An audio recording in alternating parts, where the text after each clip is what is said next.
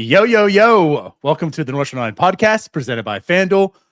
This is NS9 Live, and I'm your host, Anthony DiNardo. With me, we have Tyler. Not with us is Jim. And also not joining us tonight is Framber Valdez. So how do you do, Tyler? Oh, man, I thought we were on a great track. We talked earlier, had a good game plan coming into the night show. The Framber Valdez rumors were starting to heat up. I don't think any of us thought that the Pirates were going to get him. But it was a fun topic. It was a fun little exercise.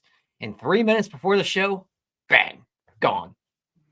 Had to create a whole new overlay. I didn't even know it happened. Honestly, I sat down. You're the one who joined the stream before the show and said, well, we got to pivot. And I was like, hey, Tyler, how's it going? You're like, no, we got to pivot. Like, what do you mean? It would have been cool. Framber Valdez just signed with the Detroit Tigers for, was it 3 years, 115? Yeah. Whew. Yeah. That's a big one. Pirates were definitely in that one. Yeah, I think that one's a little bit out of their price range. They couldn't meet Suarez at 15. So, you know what? What's another 100 million? Yeah, and I mean, look, Framber's a really good pitcher. He'll probably do good things there. That's a lot of money, and it is what it is, man. That's okay. Yeah. Go get yours. Yeah. Whew. Yeah. Go get yours, buddy. Again, at the very least, we thought we had a talking point tonight. I guess we might as well just talk a little bit about it at this point in time. You know, it was earlier today that Ken Rosenthal put out there that the Pirates are aggressively going after Framber Valdez, the lefty starting pitcher who it's funny because I mean, this isn't like us or anything. It's just, that was a guy people thought like, hey, Billy, oh God, now I'm going to forget his last name. What's the coach's? Billy Murphy. Murphy. I was going to say Martin. It's like, it ain't Martin. Billy Murphy comes from Houston. There's some ties there. I mean, PNC Park, if you're a lefty, that's somewhere to go. Some people are talking about, is this maybe like a 1 year prove it deal that he needs to do because of the whole situation of, you know, him throwing the ball at the catcher, crossing him up. Yeah, apparently not so much. Yeah, apparently that didn't hurt him as badly as people thought it might have. Right. Maybe the Pirates drove up his price a little bit here. Well, it probably was a good bit of agent work there and good work by the agent for sure, because he got him some money. Yeah, or at least those guaranteed years, or who knows. I mean, hey, I was actually the one that made the graphic today and posted it out. And I mean, that's what I posted in the caption. I mean, do you think they actually are in on him and they're being aggressive and trying to pursue him? Or is this just agents trying to create a narrative? And it is funny because, like you mentioned, it all happened the same day. Now, the timing made sense, which again, if you're an agent, that's how you would play it. Like, oh, the Pirates have been in on some big names. I mean, again, they have been attached. They were attached to Schwarber. They were attached to Suarez. They were attached to Polanco. They're attached to quite a few guys. The guys coming over from overseas. They missed out on all of them. If I'm an agent and I'm trying to get Framber paid, I'm going to say, oh, there's a perfect opportunity. Oh, you missed out on Suarez. Oh, you know what I'm hearing? Ken, you know what I'm hearing? Buddy, Pirates, they're trying. You see it. They're trying. I'm hearing this. I can tell you firsthand. Pirates, they've stepped up, man. Now they've missed out on Suarez, man. They have stepped up. They're all in on Framber. Get it out there. And Ken goes, oh, okay. Hey guys, Ken Rosenthal here. And the Pirates are aggressive on Framber Valdez. And what happens the same freaking night that we go to post a show, he signs. That's how it's done. Kudos to the agent. For real, though. Kudos to that agent. I mean, it kind of stinks, like, only because the recent Suarez stuff. And again, I didn't really think they were going to get him. Not at all. I didn't think this was really an option. It was a fun little rumor. But with the Suarez stuff that happened, and with the Valdez crossing up his catcher, like, there are a lot of thoughts out there, I think, that nobody would want him. Or at least he would have to take a discounted deal. Like you said, a prove it deal. Right. There were those thoughts. Not so much no one wanted him, but the market's not as robust as it could be. So maybe, hey, let's re-enter, get a 1-year deal, and say, hey guys, I am kind of a nice guy. Right. Just have your little PR year, be a great teammate, and then get back to the market in 2028 when the lockout's over. Right. But, and really, I was thinking that just because, him doing the mental gymnastics like Suarez, the market wasn't there for him. It ended up being a 1-year, $15 million deal. The stars look like they might be aligning here as well. Maybe this is that stars aligning moment. Well, didn't work. The agent played us. Good for him. I'll at least say this. And I guess this kind of ties up some things too, because again, that was Ken Rosenthal who had that message, and it was followed, I mean, rather quickly by Jason Mackey. Seemed like he cross-checked some sources, and Dan Zangrilli also, I think, said something earlier to the tune of this, and it's just like, I don't know about that. Like, that's not what I'm really hearing. And again, like Mackey came out and he was like, I mean, there's interest. There's certainly interest, but as far as like being aggressive and all this, that the smoke that's appearing right now, I'm not really hearing that. They would like him. Like, there's definitely been talk, right? But it seems like it's probably gonna be a long shot if it happens. Well, 3 years, $115 million. Yeah, that's a long shot. Yeah. Hey, you got to pivot now. We had to pivot on the show. The Pirates have to pivot off that. You know what though? The difference is we have to pivot in 3 minutes. Yeah. The Pirates have now taken successfully about 34 days since O'Hearn, something like that. Yeah. Oh, actually longer. It's like 40 some days. Yeah, and they had all that time to plan this as well. We had 3 minutes. Yeah. Yeah, we don't get that luxury. You know what? We could just tell everyone we have a good show. We're interested in having a really good show tonight, fellas. We are very interested in having a good show. I'm thinking at the very least next week. Did he just leave? Sorry, I was playing my Ben Charrington there. Yeah, I was just leaving. Well, at the very least, I'm thinking next week I might try to be a little more aggressive with my thoughts. There you go.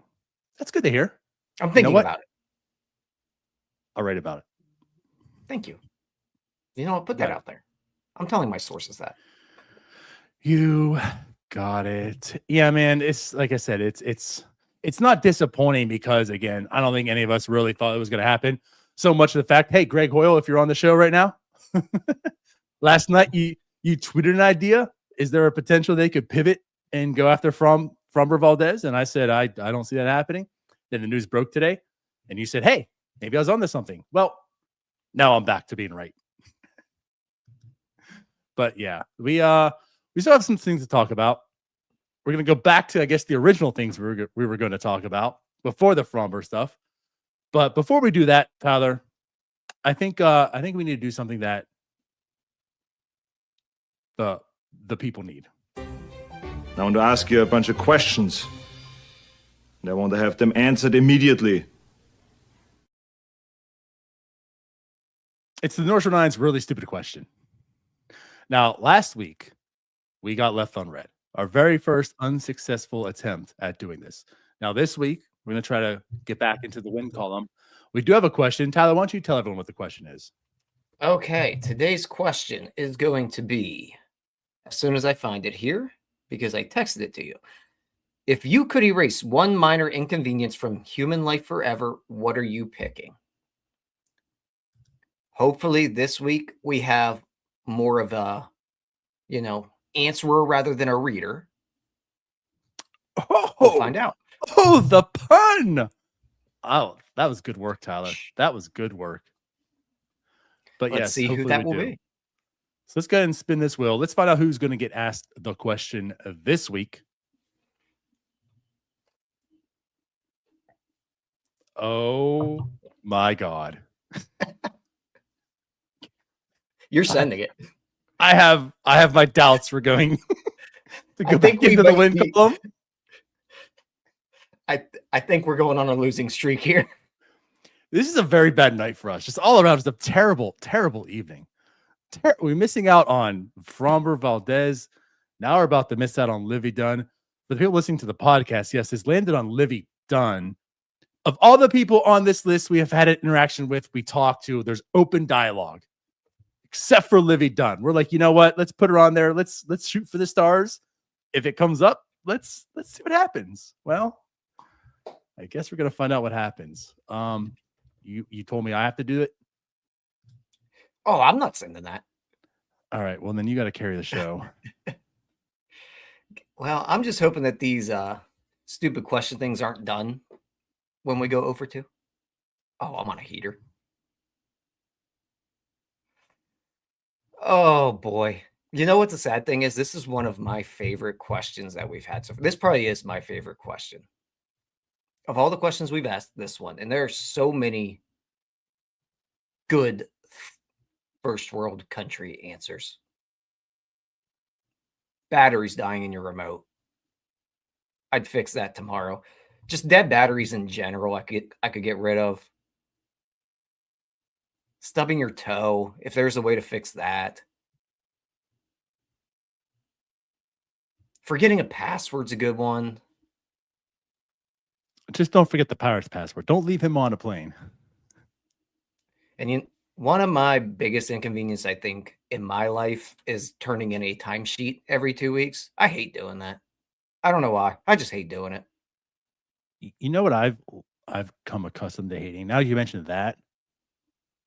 Travel logs.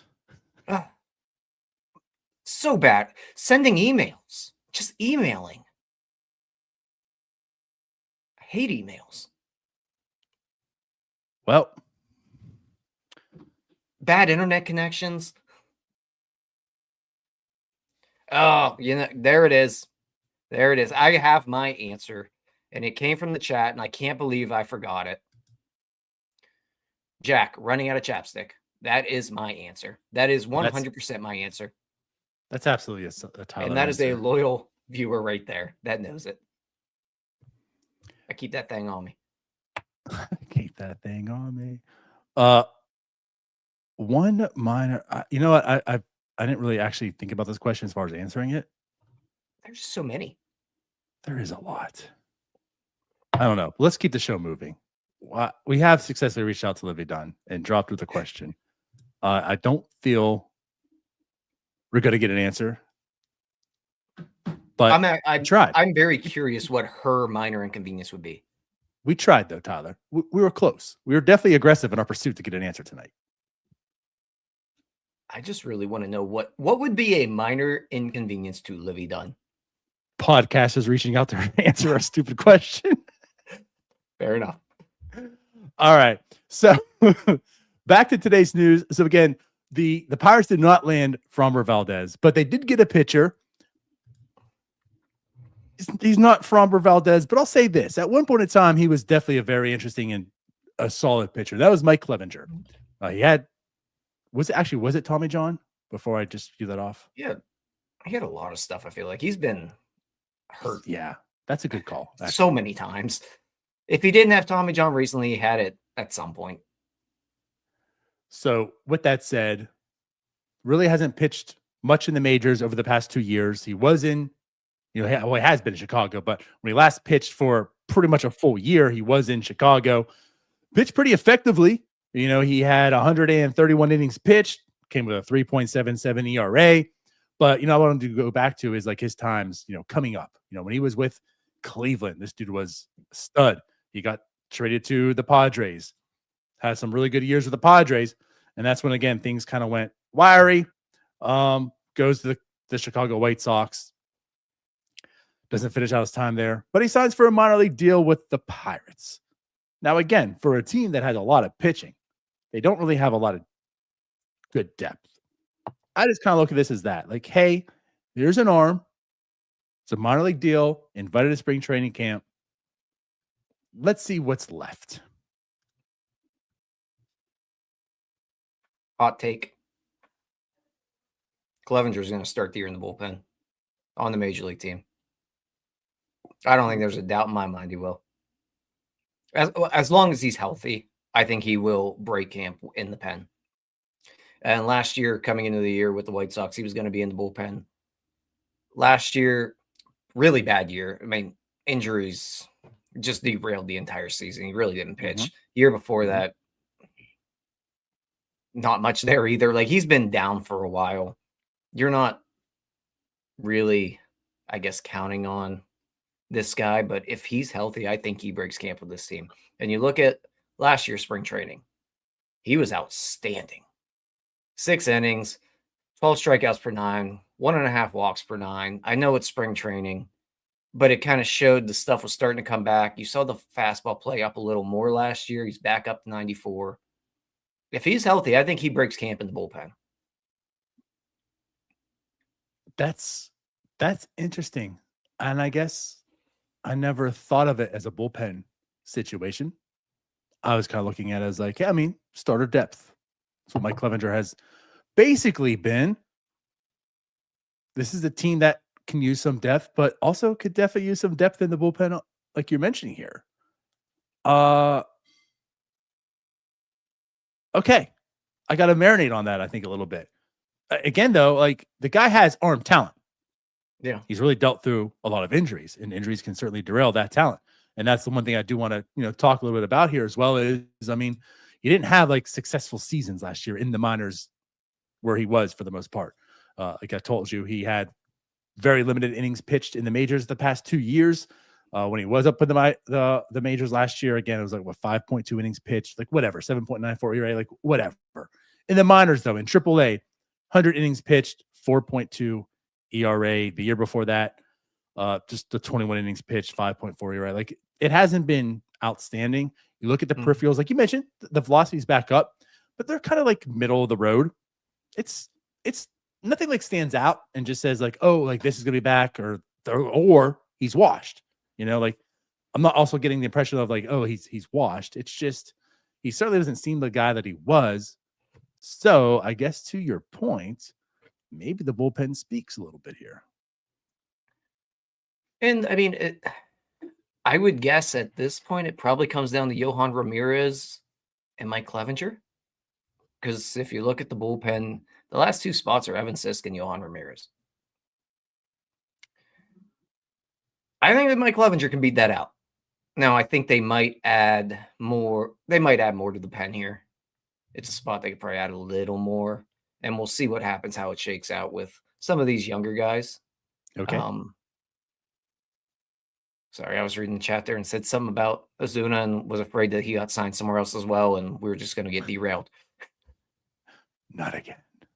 But when you get to like the 7th, 8th guy in that bullpen, there's not a guy that, I'm really clamoring to hang on to. So if Clevinger shows up, has a spring like he did last year, and does it against some of the better talent and doesn't do it in like the mop-up duty, late crap, I think he breaks camp in the pen.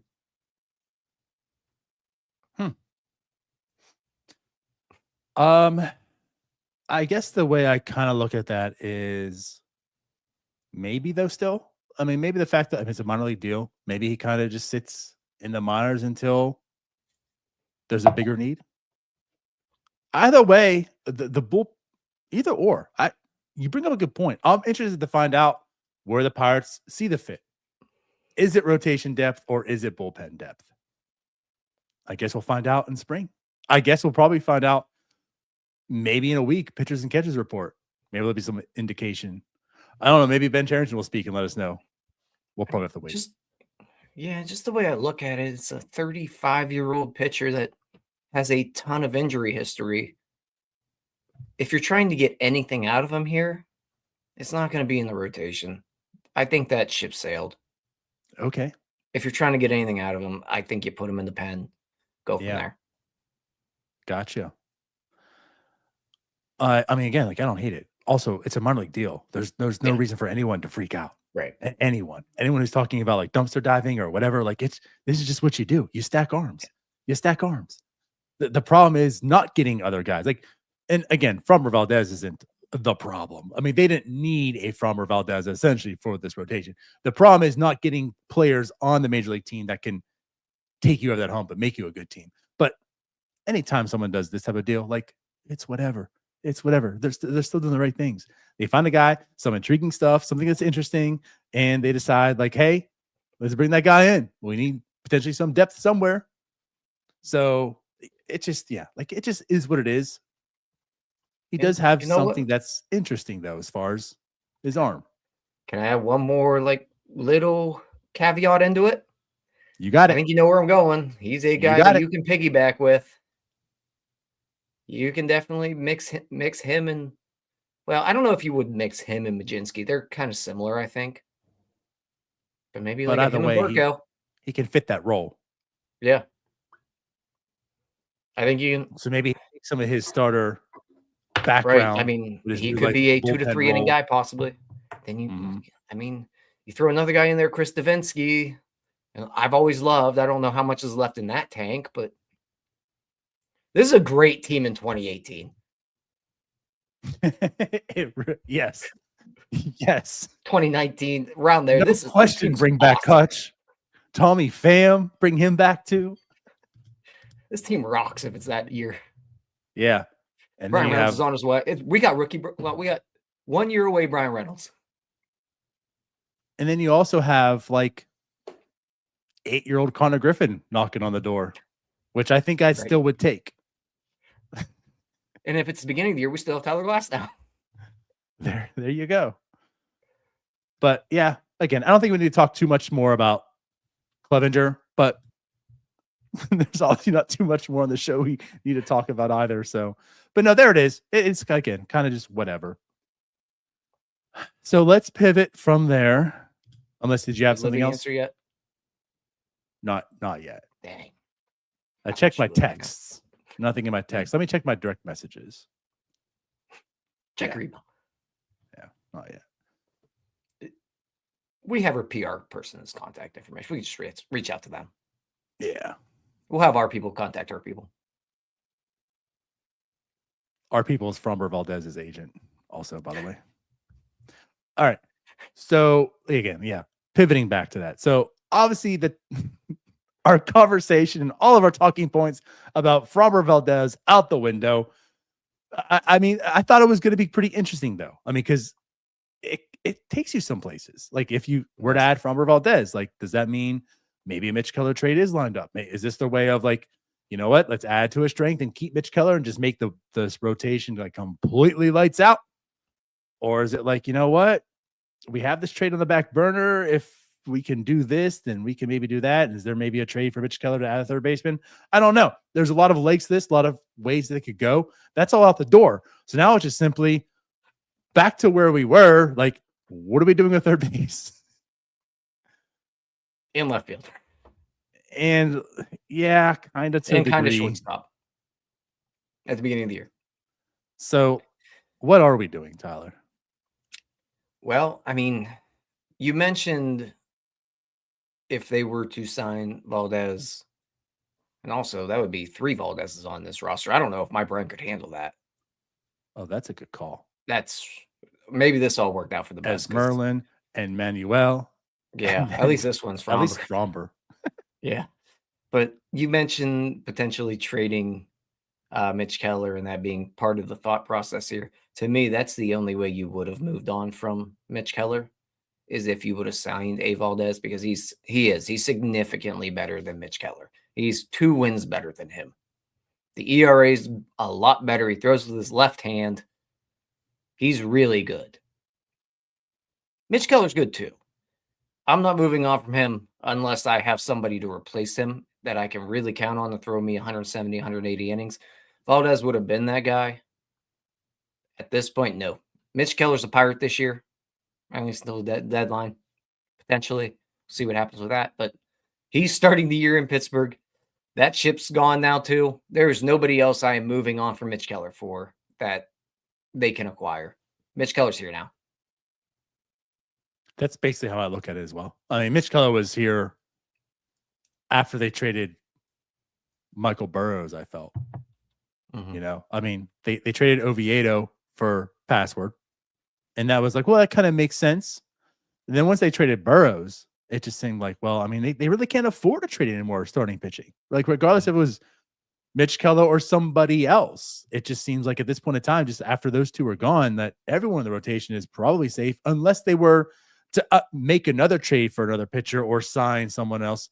But like, I don't even think like a Jose Quintana, adding him is a situation where like, okay, now we feel good about trading Mitch Keller. Maybe maybe you can talk me into that. But yeah, it was like at that point, I felt like Mitch Keller is pretty much safe on this roster until this morning when I heard about Framber. And that's when I was like, that's the scenario. Like, that is a scenario where, and the issue with this is it's very MLB The Show. It's like, oh yeah, just do this, just do all these moving parts, right? Just do these things that are virtually impossible to make all of them complete. But it's like, yeah, if maybe there was something in the back burner lined up, right? Maybe it was like, hey, you know what?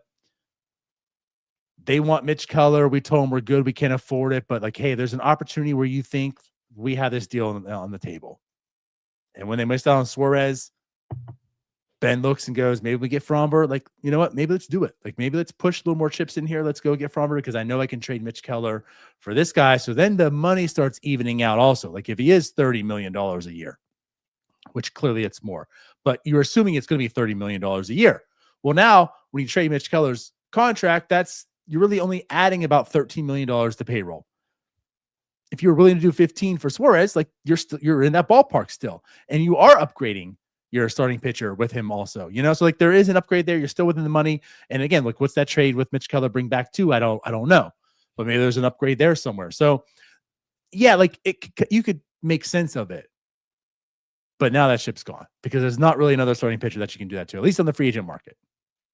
No, not at all. I'm completely with you. Like, I probably wasn't going to 30 million for him, but if he would have fell into the 2025 territory, I definitely would have been more intrigued. And at that point, yes, I think you do have to probably, or at least I don't think you do. I would have kept them both and been fine with it because it's not my money. But in the Pirates situation with the money they have, I think they probably would have had to move on from Mitch Keller.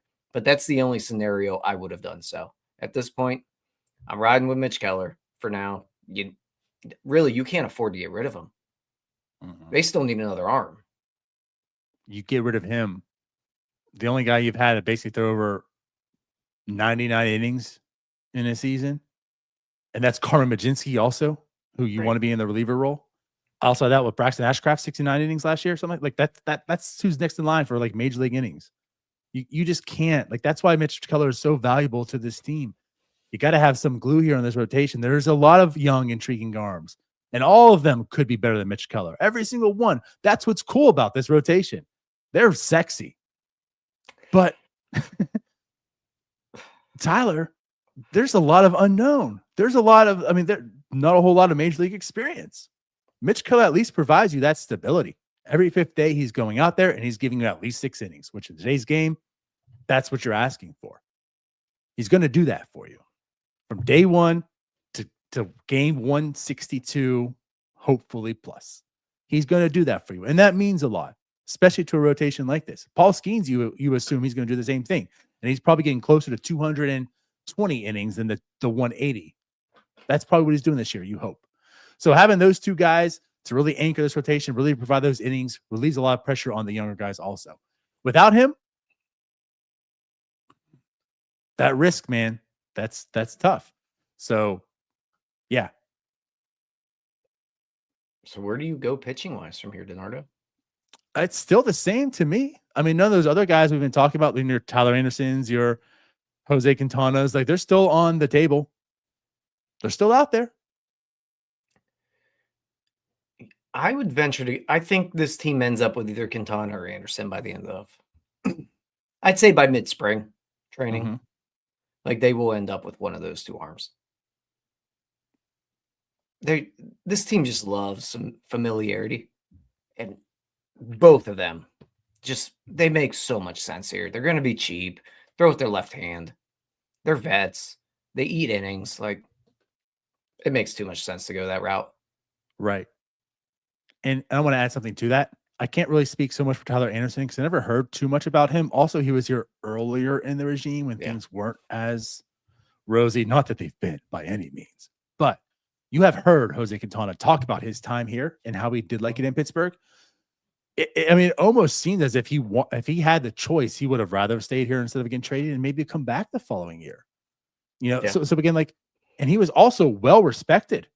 The clubhouse loved him. The pitchers loved him. So there is that connection. There is that. I know it's not home for Jose Quintana, but hey, come back. You liked it here. We're better now.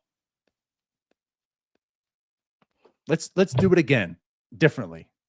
So, and again, I'm with you. One of those two makes just a ton of sense, and they both have been here before. I'm just looking at Quintana's still a solid pitcher. I know the peripherals are starting to fall off a little bit. The strikeout rates dropped last year, but he still eats a good bit of innings. And results-wise, you're not finding that many other places. I hope to God Hunter Barco can go out there this year, throw 131 innings with a 3.96 ERA. I hope. Right. I'm pretty sure Jose Quintana can do that.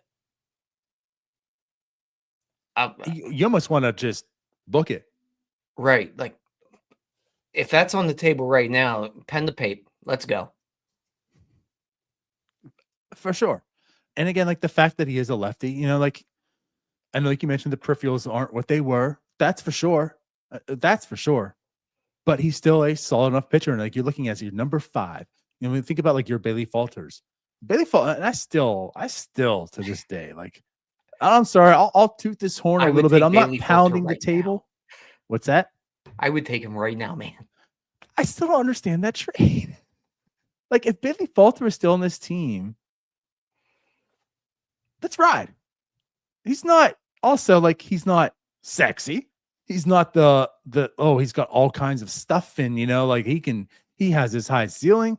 It's just, he just goes in there and he just kind of does it. And it's not great, but it's also not bad.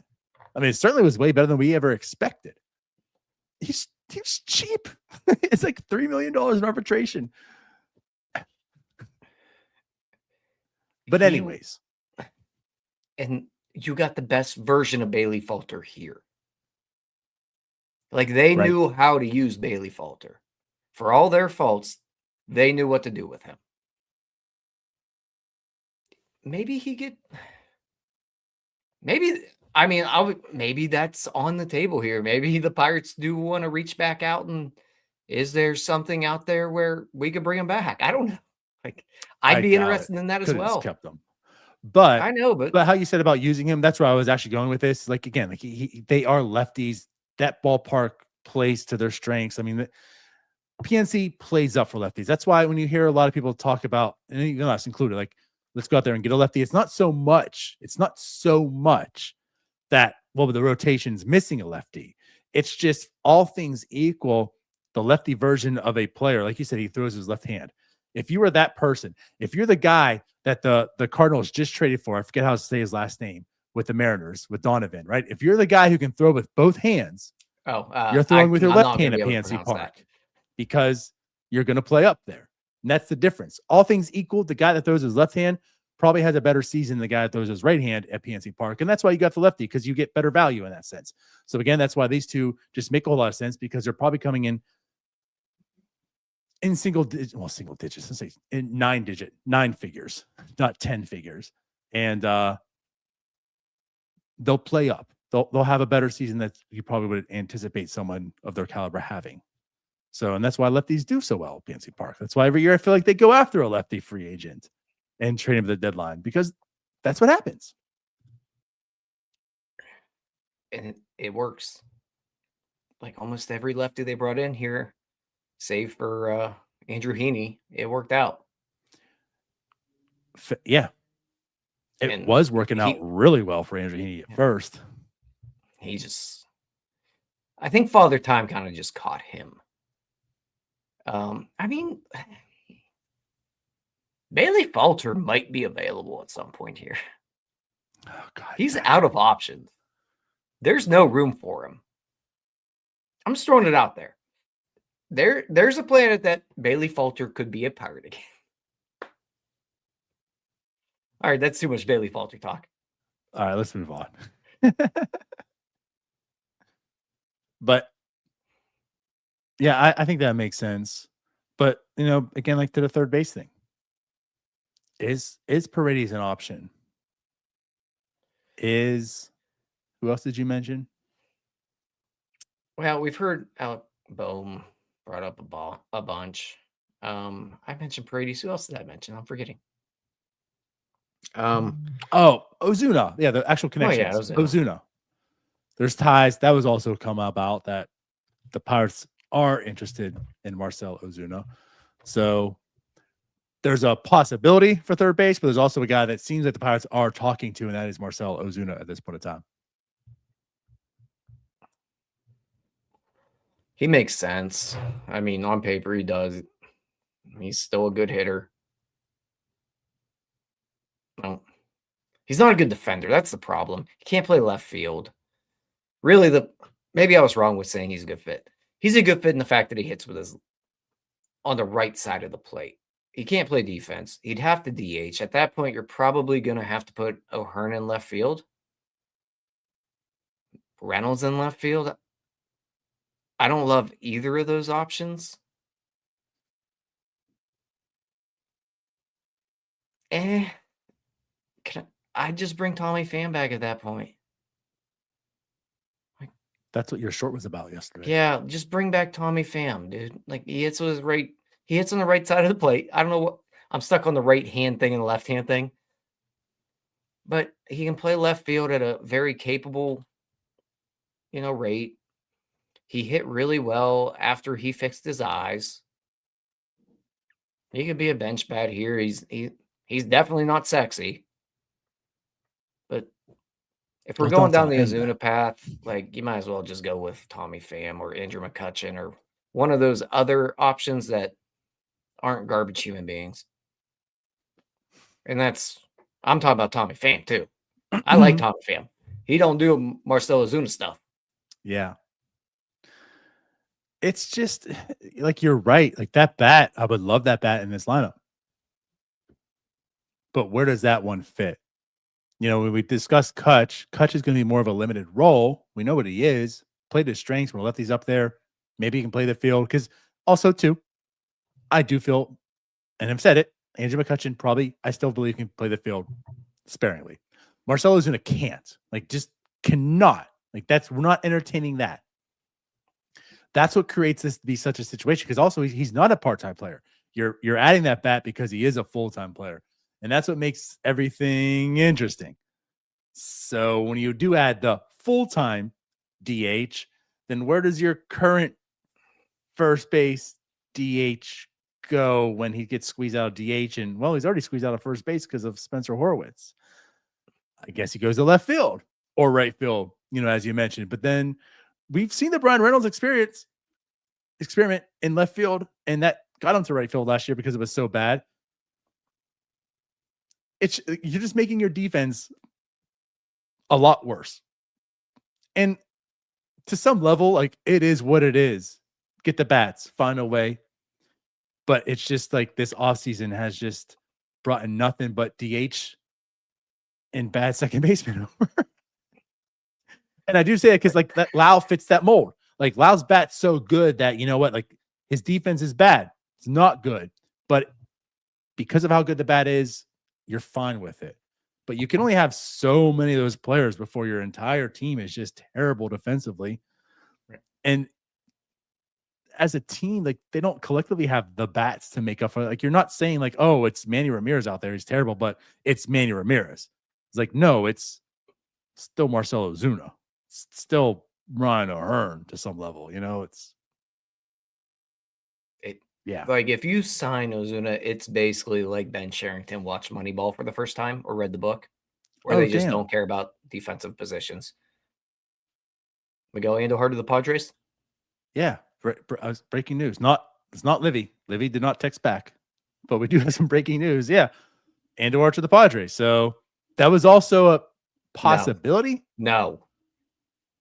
God, no. Give me Jared Triolo over that every day of the week. No, absolutely not. We did that already. We're not doing it again. I'm not debating on that. He wasn't really on my radar, but it is another piece that's falling. And pieces are falling. They are. And the Pirates' still last major league move was December 23rd with Ryan O'Hearn. Yeah. You know what's starting to scare me a little bit is that they're going to do something stupid. Like, we're getting to the point where everything's going to be gone and they're going to do something dumb. Tyler. What? Ben Cherny got hired in November of 18. At what point since that time have you said, oh, they've done something smart? Something that's going to set this franchise back for when he's fired after this year, which is it's a real possibility. It's going to happen if this continues. Yeah. And I'm afraid he's going to panic and do something. We will find out. But it could just be signing some dude to a 3-year, $10 million a year deal that just is not worth it. Is Ozuna worth that? I wouldn't give him 3 years.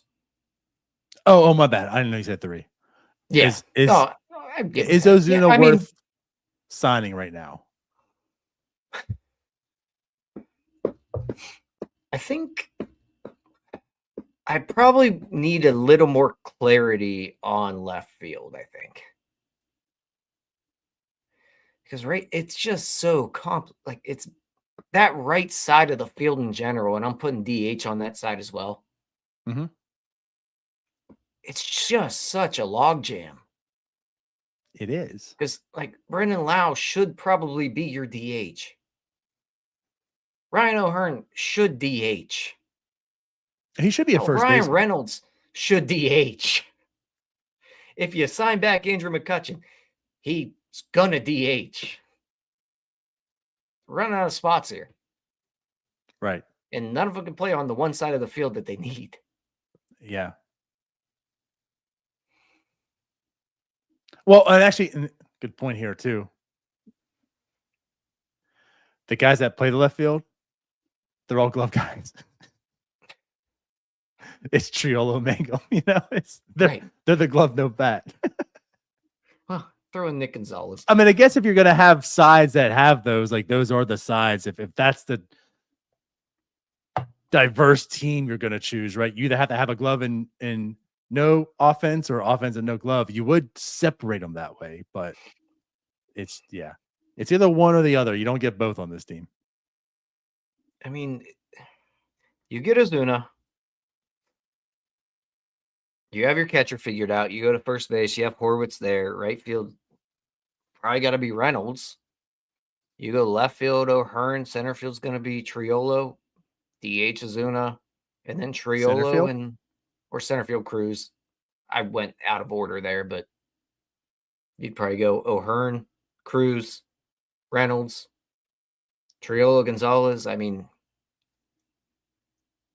you can do it. Your offense will be better. Mm-hmm. Your pitching staff's going to hate you.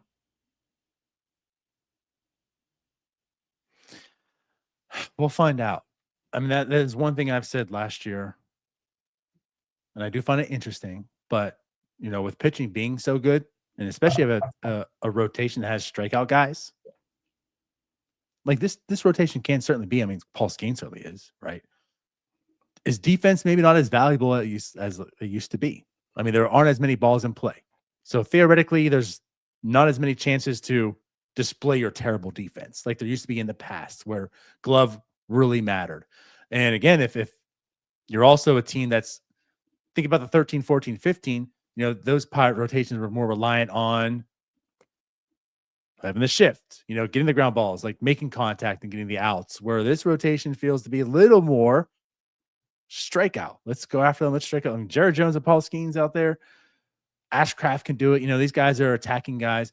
Maybe defense isn't as valuable as we're accustomed to it being. I would agree with that probably 4 or 5 years ago. That's the Okay. problem, is that it feels like the Pirates would be behind on that trend because strikeouts were a huge thing, like pre-COVID, into COVID, sticky baseballs, spider tack, that entire era.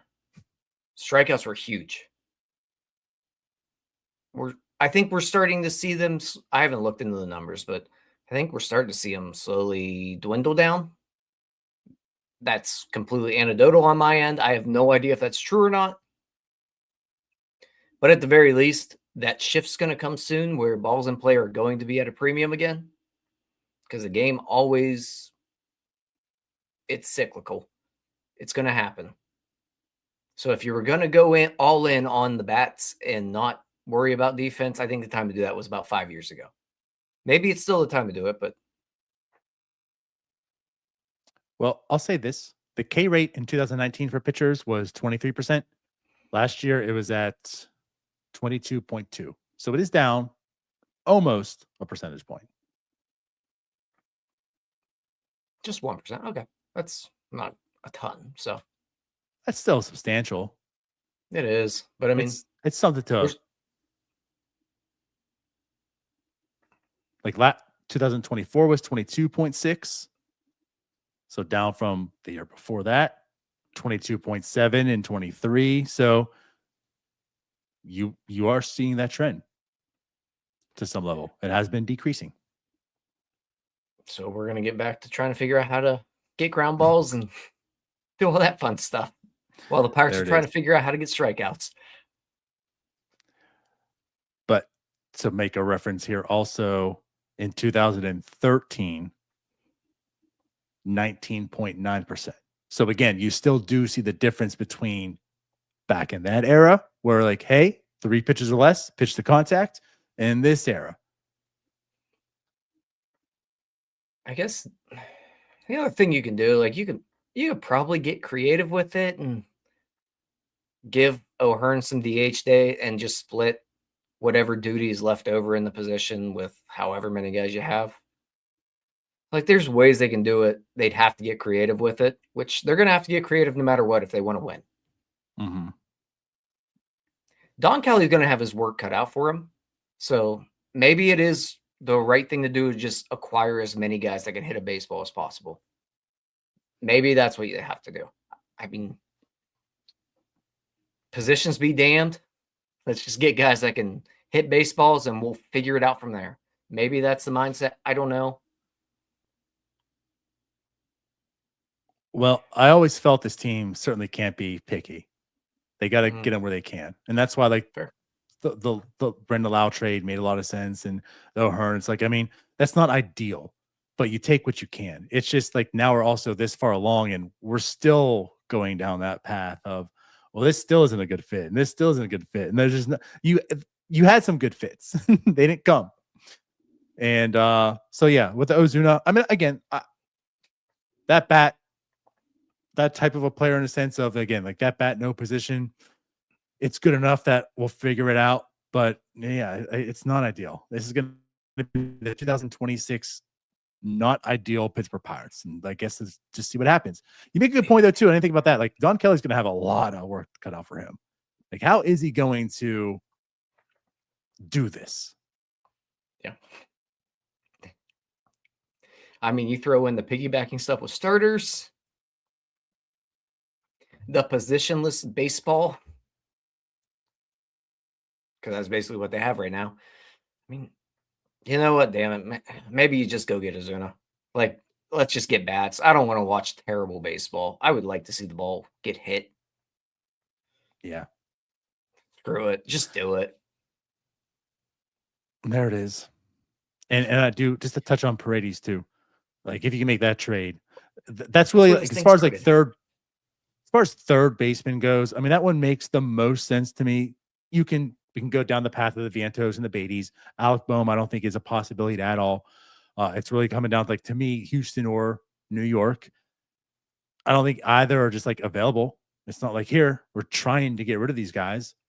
Mm-hmm. And if you do, they probably want major league talent in return. That's what makes it more difficult also. But like a Paredes, if that were to come about, I know there's a lot of disconnect in the sense of, well, he fits Houston ballpark and take him out of Houston and he's not good.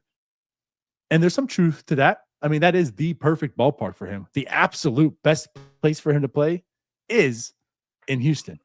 However, I don't think it's totally in this scenario where if he's not in Houston, this guy's a scrub. And I feel like a lot of people are labeling out to be that. Like, don't go after him because he's not that good outside of Houston. And that's not really true. That's a perfect ballpark for him. But this guy's not a scrub once he leaves. I would welcome Paredes also. He might not be the 3-WAR player that he's been in Houston, but again, like, he's good.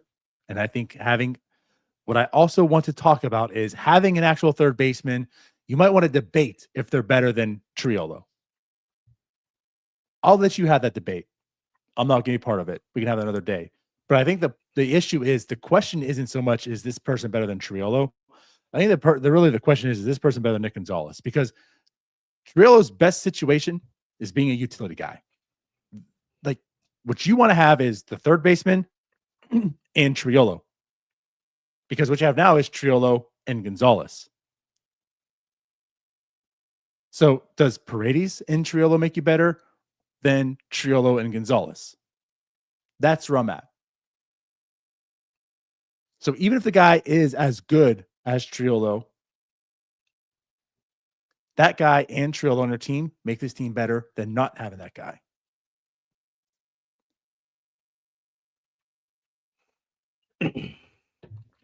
I'll say this. I would welcome Paredes. I would. He's an upgrade at third base, obviously. You mentioned the home and away stats there. Like, he's still an above average hitter away. Right. A lot of people like to point to the underlying metrics, the expected stats. Look, man, it's been like 4 years. He's outperformed them. Mm-hmm. They apparently don't apply to him. There are guys like that just works that way. Like, those things aren't always right. You look at Jacob Wilson. I would welcome it. You would think he's Luis a terrible hitter. Rise. Well, Jack Wilson wasn't a great hitter. Yeah, apparently worse than I thought on that trivia game. Yeah, he's a pretty bad hitter. But I would gladly take him. But I don't know if I agree with, because maybe I'm just crazy. I want to see Jared Triolo play third base every day at this point. Let me see how many WAR he can accumulate. We saw Ke'Bryan Hayes. Ke'Bryan Hayes sucked offensively. Jared Triolo's already had seasons significantly better than Ke'Bryan Hayes. His rookie year was so much better. I know it was lucky. Well, maybe not, because Ke'Bryan Hayes had that 1 year. But still, I think in totality, the things Jared Triolo has done at the plate are so much better than Ke'Bryan Hayes that I think he's better than him, and I would take him there. I'm just going to ride with it. At this point, if we're not getting Paredes, I'm just going to ride with Triolo. I keep saying it every episode, but we keep throwing all these other names out that I don't like the Andujar. Sure. Give me Triolo. Okay. But Tyler, is the goal to be better than Ke'Bryan Hayes? Yeah, we need to be better than Jared Triolo. Go to the playoffs. And that's where I'm at. And like, okay, fine. If you want to have this experiment to see how much WAR he can stack in a year, have fun. I want to experiment with, can we make the playoffs? And in doing so, it's not really experimenting if, let's see what Jared Triolo can do every day at third base. And this isn't trying to discredit and say he's a scrub. What I'm trying to say is, I think his role is best suited to be that utility guy, because he's going to still get quite a bit of time. Because we just talked about this team, Tyler. There's a lot of guys that can't play defense at all. And that's something that Jared Triolo can do at multiple positions. So like when Brandon Lau's taking that day at DH, who's playing second base, let it be Jared Triolo, not Nick Gonzalez. When Connor Griffin's not in the lineup that day, who's playing shortstop, let it be Jared Triolo, not Gonzalez. When Paredes, when he's playing third base, or when he's not playing third base that day, who's playing it? Let it be Jared Triolo. You know what I mean? That's where I'm at, opposed to Nick Gonzalez. Let Jared Triolo get 400 plate appearances this year, being that super utility guy, giving you good defensive replacement late in the game, and let the other third baseman come in to help you there also. That's what I want to see. And that's why I think it matters. Even if you feel that this guy coming in is just as good as Jared Triolo, that makes your team better because Jared Triolo is better than Nick Gonzalez. Yes, and I think where I'd probably just, if it's not Brady's, there's nothing else. Like, I don't see any other option that you have better than Jared Triolo. Like a Beatty or Vientos? I'd rather have Jared Triolo. Okay. Like, I don't like Vientos at all. So, Vientos, to me, like I said, it's risky. I could be talked into it. Beatty, I like. I like them and as a also prospect. you have to give things up. I don't want to give up any more prospects. We already gave up or well, whatever it is. Oh, I'm fine with prospects. I don't really want to give up much of that unless it's like unless it's like lower level, of course, but I don't know if it would be. I don't know. Maybe I've just been Triolo pilled forever. Well, you're welcome. I'm glad I started that. But we got to dial it back a little bit. You could be Triolo pilled, but also recognize in all reality, yes. Let's keep building. Let's keep building. I don't want to stop. Let's keep building. I don't know. Because if you think Jared Triolo is that dude, I think I'm just tricking myself into Jared Triolo. 4 Jared Triolos or just 1 Jared Triolo? Let's keep bringing people that are just as valuable as Jared Triolo onto the team. All right. Are we done there?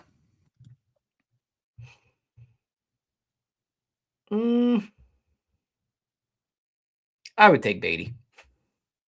If that's on the table, yeah, we'll do that. But yeah, we're done there.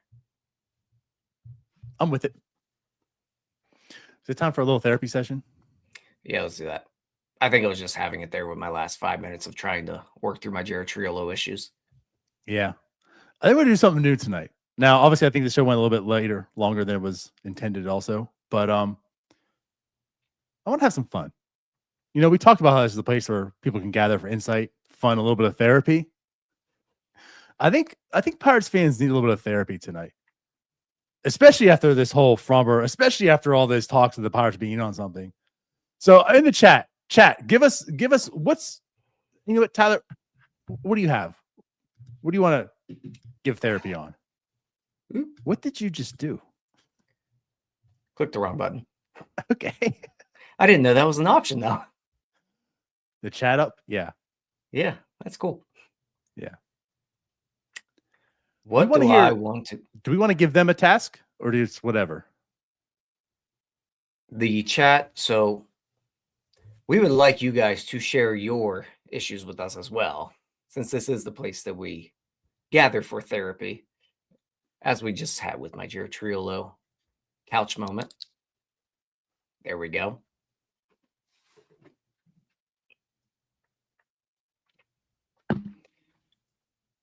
You ready for my issue that I'm... What do you guys need to get off your chest? What's bothering you, Tyler?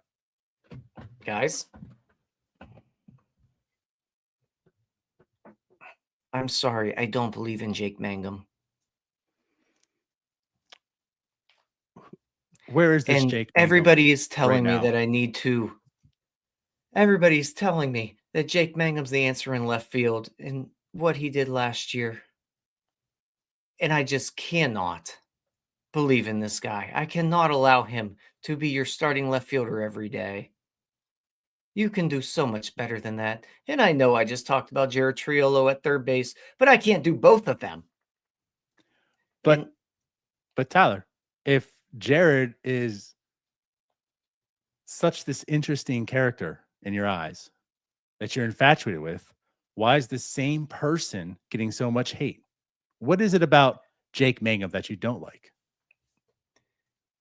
In all reality, it's that Jake Mangum has no power. Absolutely no power. Tyler, how many home runs has Jared Triolo hit?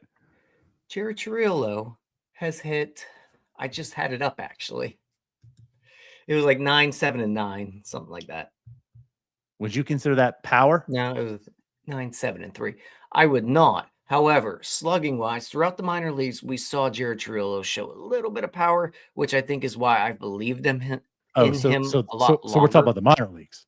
We're talking about the minor leagues. I didn't know that a therapist was supposed talking about to the yell place at me. that Jack I Swinsky thought this was a flourished in. place for me to We're gather talking to just talk, not debate. You're supposed to you're a terrible therapist. I need to give you your diagnosis of being an idiot. No, I'm getting a new therapist. All right. Deep breath. Deep breath. How has Jake Mangum hurt you? Poor Jake Mangum hasn't hurt me. I like the guy. I want him to do well. I just don't want to count on him in left field. And at this point, it looks like we're going to have to count on him in left field. So what you're saying is you want your options open. You want to play the field. I would love to open the options. You don't like to get tied down to one singular person. No, and I don't want to get tied down to either of the left field options, either the Password or Mangum. I'm rooting for both of them. But I need something else here. I need something else in left field. All right. Fair enough. Fair enough, Tyler. Now, do you want to see how a real therapist does it? No. DiNardo, what's on your mind? You know what's on your mind? What's been keeping you up at night? These Facebookers. That's what's been on my mind. Man, they are rough. I mean, I thought we get hammered for being pessimistic. We get hammered for this narrative. Oh, everything that the Pirates do is terrible. We can't talk nice about them anything. Jesus Christ, Facebook. You guys are ruthless. And how did it make you feel when they commented that way? Angry. And do you think any of the anger was anger at yourself for how you responded to them? So I'll tell you what. You joke about this, and like I like to see both sides. You know, I do feel as if I appreciate your stance. I'll look at my stance. We can come together.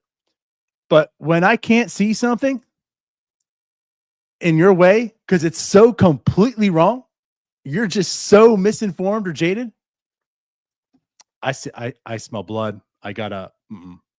That's why I interject. That's that. Now, the other side of DiNardo comes out. But do you ever wonder what would happen if you would just put the phone down? Yeah. Move on with your day. I would, but that if it's weird, that motivates me.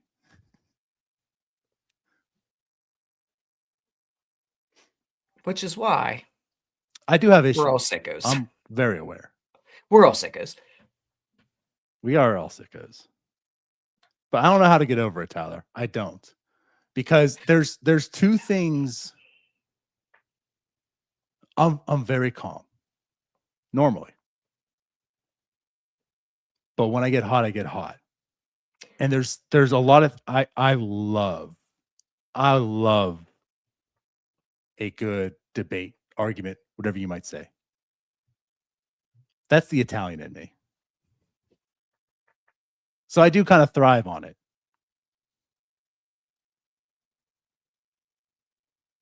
But that's what's bothering me. I won't say keeping up at night, but that's what's keeping up during the day. I'm pretty sure it does. No, everything. I'm just up at the night. That doesn't keep me up. I'm just up. But that's, yeah. Anyways. Do you have something? What? Is there a pill? No, actually, Gregory here mentions in the chat that he wants to get on Sicko Sound Off tomorrow. Actually, Sicko Sound Off is going to be on Friday. DiNardo, you're going to be on too, right? I don't know. Am I therapist? Is it? I would assume sound so, for me to be on? It might be a team therapist session there for our chat. Yeah. And Greg, if you would like to join us Friday, join the Twitter Spaces. It'll be a therapy session for you guys as well. Because I'm sure we're going to have some complaints about something. Sicko Sounds could be fun. It's definitely made for you guys. So Fridays, every other Friday. So we have the point. You guys know that. Every other Friday, we have Sicko Sound Off, 8 o'clock. It's moved to Twitter Spaces. So that way everyone can just hop on, come off. You don't need a camera. Makes it really, really easy. And you guys can, hey, that's your therapy session also. We can have some fun with it. Whatever's on your mind. You want to just come at me and, poke the bear. Trust me, I'll bite. If you guys just want to vent a little bit or Give us your 2 cents. You can even share it in the chat right now. Yeah. We might put it on screen. Yeah. So I'll say this. Might be a reoccurring theme. I don't know. Could be. But we'd have some fun. This is the place we fun. gather. Yeah. I do kind of feel better, though. Been waiting on that. Thank you, Tyler. All right. Is that the show? Yeah. Are we trying to stall for a Olivia Dunn response? Yeah, a little bit. Well, the verdict is in. We did get a response on IG, but not for the stupid question from Olivia Dunn. So we go 0 for 2 the last 2 weeks. Livy Dunn, you're dead to us. Not really. Nope. Again, I got a therapy. You just heard what I said. She's dead to us. No, maybe to you, not to me. Love you, Livy, and your boyfriend. Yeah. You both rock. All right. Well, then let's get out of here. We appreciate everyone. This show went a whole nother direction. No Framber, but what's next? We'll find out, if anything. Something's coming, though, right, Tyler? I mean, they have something to spend, right? I'd be shocked if they don't make it maybe 2 to 3 more moves. Friday, 8 o'clock, Sicko Sound Off. We'll see you guys then. Like the video, join the YouTube memberships, do all that fun stuff. Like, subscribe. It's going to be a fun season regardless. I mean, even last year, as terrible as it was, and it was terrible, we had fun here. So this is where the fun happens, when the non-fun happens elsewhere. For sure. And I had one more thing, because I was actually curious, and I'm just something I'm trying to keep up with. Every episode, we have moved on FanDuel the Pirates wins to 77.5. It was 76.5 last time. So somehow they have increased by 1 win, with the Reds adding a Eugenio Suarez. Creeping up to 500. We're creeping up to 500, baby. We're getting there. All right. We're out. We'll see you guys Friday. Bye-bye. Peace out, Scouts. All right, that wraps up this episode of North Shore 9. Thanks so much for tuning in. Whether you're listening on the podcast or catching us on YouTube, if you enjoyed the show, please give this video a thumbs up, and don't forget to hit that subscribe button if you haven't already. It really helps us grow. And if you're listening on the podcast, a quick review goes a long way in helping others find the show. Plus, be sure to tell a friend about us. There's always room for more here in the NS9 community. And for those looking to support us a little more, consider joining our Patreon, become an MVP member, and get exclusive perks while helping us continue to bring you more of the Pirates content you love. Thanks again for all your support, and let's go Bucks.